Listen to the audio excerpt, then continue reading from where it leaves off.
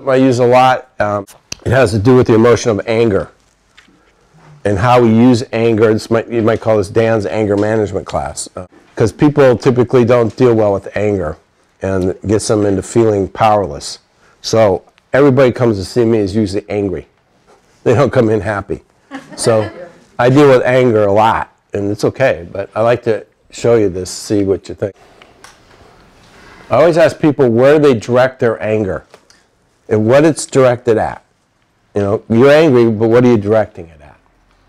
And usually it's directed at a situation. They're usually in a situation of some kind, a relationship. It could be at work, it could be with a relative, it could be with a child, it could be an in-law, some situation that they're involved in. Typically for me it's a relationship like a marriage. And usually when they come in, they'll tell me all the things about the situation that they're angry about. And I call those their givens. These are classic ones. No communication. There's lack of trust. There's no sex. There's no intimacy. There's no communication. Any of all that could be going on. Now, if you're in a relationship where this is going on, how's that going to make you feel?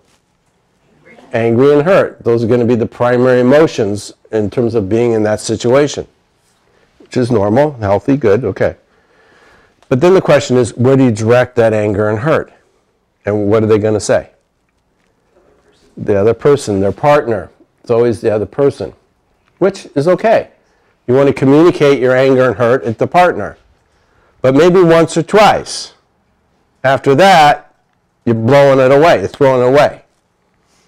Okay, you don't want to keep getting angry at your partner for whatever they're doing, nagging them, angry at them, blah, blah, blah.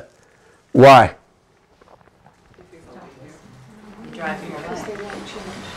Because you have no control. You don't want to get angry at things you don't have control over. That's a waste of your energy. That's like being angry at an alcoholic for drinking too much. Is that going to change him? How do you keep drinking so much? I keep telling you, you don't seem to get it. You know? Or yelling at people on the freeway. Like, well, that's going to do a lot of good. You know? Talk about giving your power away and letting them raise your blood pressure. So I don't like getting angry at things I don't have control over because it doesn't change a damn thing. It's like yelling at the IRS. Try that. Don't do any good. Get it? Yeah. What makes somebody so angry? We'll get to that. Oh. That's a good question though. But that's coming.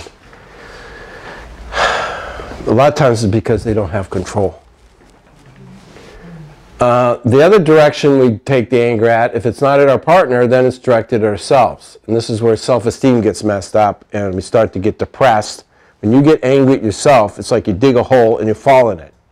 When you get angry at yourself, it immobilizes you. You get in a funk, you get down, you get the blues, you don't feel like, talk about depowering yourself. So it doesn't produce any change when you get all over your case and get mad at yourself.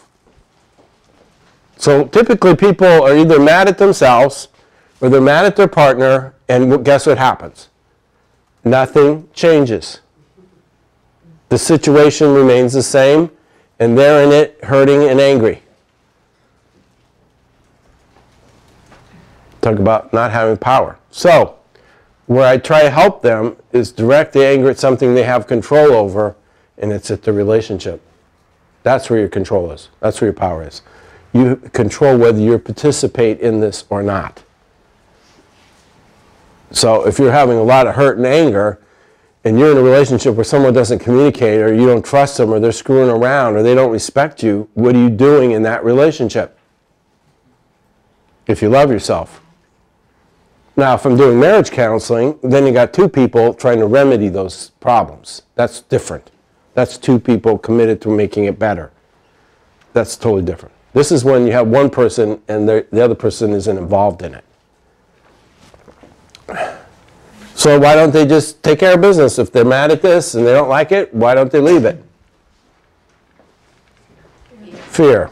Fear is the other emotion that sits on the other side and inhibits the movement. And there's all kinds of fears. Being alone, failure, messing up children, not able to take care of themselves. So when they get to the point of, I'm out of here, they get scared and they go back. And then the anger and hurt gets up and then they start to move and they get scared and they go back. So it's almost like a legal scale, you know, one of those, fear on one side, anger and hurt on the other. And I can see the shift. If this gets really escalated, they don't worry about fear. They're out of there, you know, like a rocket. Or you can reduce the fear so you don't need more anger and hurt. And what's the parent of fear? Ignorance. When people are ignorant, they have a lot of fear. So I might help this person get some information, like you won't lose your custody of your kids if you get divorced. You might have programmed you that. You're not going to starve. You know, you start to address the fears so they don't cripple the person. And then they don't need so much hurt or anger. I hate to escalate hurt and anger. Sometimes I do. Well, maybe you just need to get, you know, treated poorly somewhere. Keep going back for it, you know.